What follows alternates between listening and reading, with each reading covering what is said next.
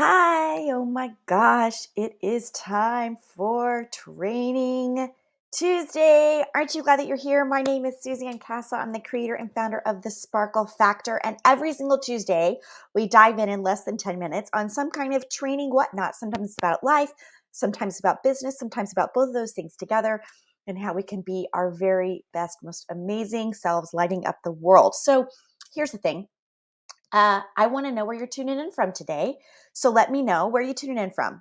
Drop a little comment. I'm glad that you're here. Even if it's on replay, just say hashtag replay from Italy or wherever it happens to be your fabulous self today. I am tuning in live from my home office here in Fort Worth. And today we're talking about the hustle, like the hustle. I grew up in the 70s, I'm 50, when the hustle dance was all the rage, right? We had all those amazing films going on, right? We had John Travolta everywhere. We were doing all the line dance things and everybody was about the hustle. And as I'm, thinking about this, all of that soundtrack is playing in the back of my head. Who's with me? Are you feeling the hustle? Let me know. Just drop a little comment saying that you're feeling me and you know what I'm talking about. But here's what I've noticed since the pandemic.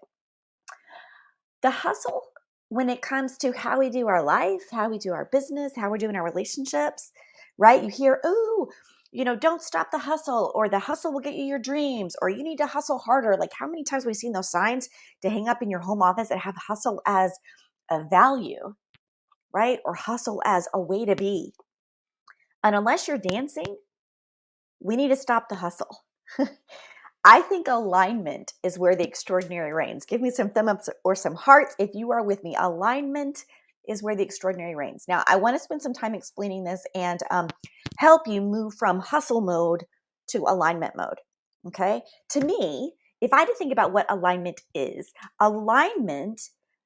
is making sure that how I'm living, meaning my work, my relationships, my own self, that's aligned with my heart, right? That's different, right? That means I'm consciously designing the things. It doesn't mean that some seasons of my world aren't hustling, like they're very fast. I'm charging ahead with a new goal. There are things that I have to do, but it is a short season. It is not a lifestyle, right? I want alignment to be my lifestyle. So this includes making sure that what I say I want is what my heart really wants, not what somebody somewhere has said that I want, or how much money I should make, or the fact that I'm at this age, I should be doing these things. Tuning into my body, tuning into my intuition to tell me, when I need to rest, when I need to play, when I need to be creating, when I need to be working, when I need to be loving. I really am a big believer that alignment is the way to find the path of least resistance to our dreams. And I am all about that extraordinary vision. As I've said to you before, I am really trying to unleash a movement of, mojo making and creative bliss and loving life in whatever manifestation you find yourself in, no matter what, right? And creating possibilities for yourselves and your loved ones that allow you to keep dreaming goodness into the world, right? I believe that there's good in the world. But if we're hustling and we're negative, I'm jumping ahead, then that's a trap. Okay, so alignment for me it's a way of surrendering, it's a way of trusting, it's a way of allowing myself to live into who I want to be. It's that way of life, that way of living, that you're kind of in this flow state, right? You take inspired action, you create possibilities for yourself, and you follow the path of joy. And when you're consciously doing those things, how it manifests out in the world becomes much more clear to you and to others around you. You see, somewhere along the way, though, we forgot to make sure that we were living our dreams out of alignment mode. And so we swallowed that potion, didn't we? That said, hustle, hustle, hustle. Like, that's the way to be. That's the way to make your dreams come true. We also learned that the more that you hustle, the more that you have. And yeah, maybe, but when? When would we have more? If we're hustling so much, when can we actually enjoy that? I don't want to be hustling so much and be so tired and so grumpy and so done with the world and all of the things that what I was desperately trying to achieve doesn't serve me, doesn't serve my family, doesn't serve my dreams, and doesn't serve creativity, because life is too short, right?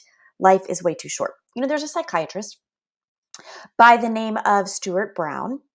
And Stuart Brown is the founder of the National Play Institute. Isn't that a fascinating title? Who would love to have that title?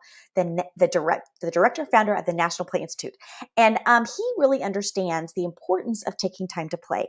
So he has this great book, I highly recommend it, called Play: How It Shapes the Brain, Opens the Imagination, and Invigorates the Soul.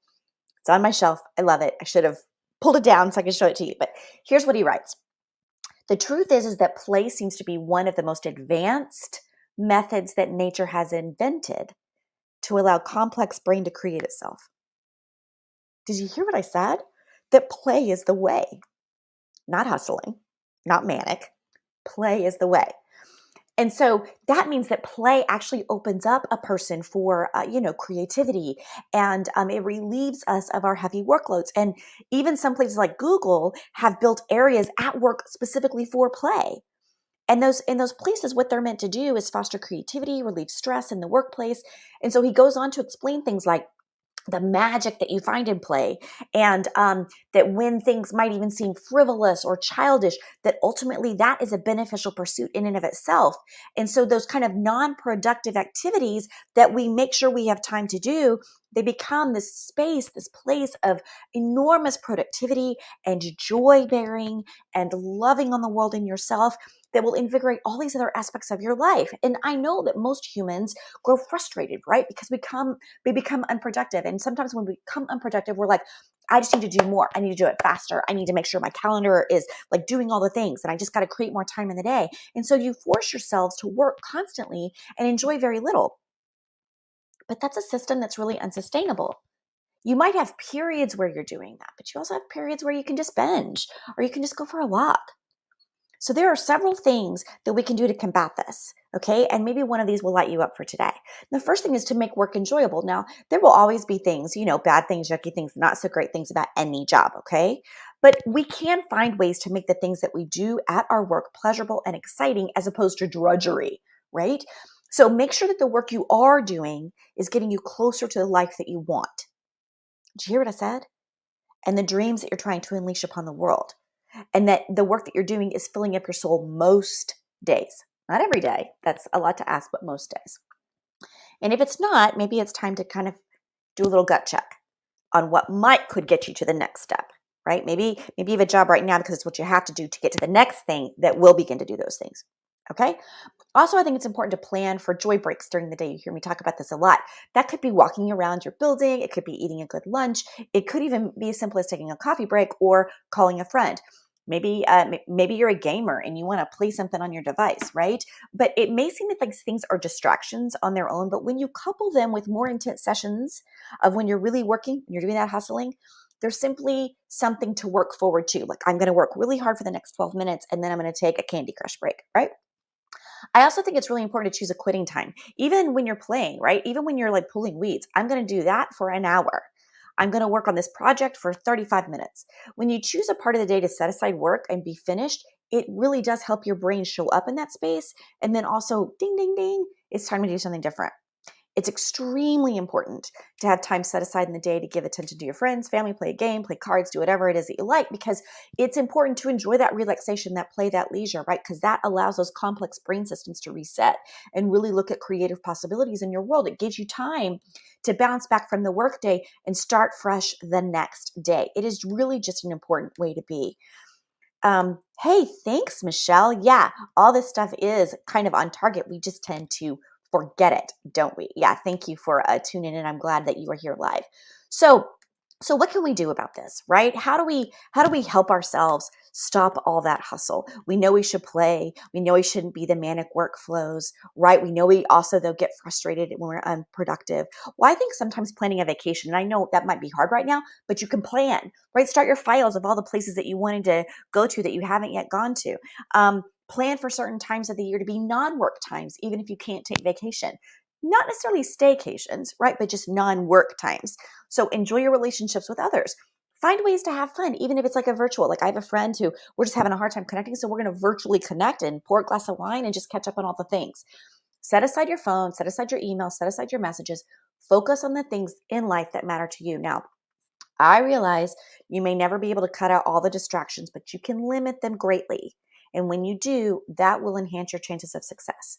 So figure out when you can reduce your social media consumption, when you can limit your communication, your response time, and make time for play. And I bet what you're going to find is that your productive periods are a lot more successful. So that's what I have for you today. And consider this right now, your permission to giving in just a little bit, to relax, to play, to breathe, to maybe do the actual hustle, right? Dance style, and leave behind that manic circus for just a day, and see what happens when you do. Okay, I am glad that you were here with me. I am Suzanne Castle. This is your Training Tuesday. I'll see you next Tuesday. Have a non-hustling day.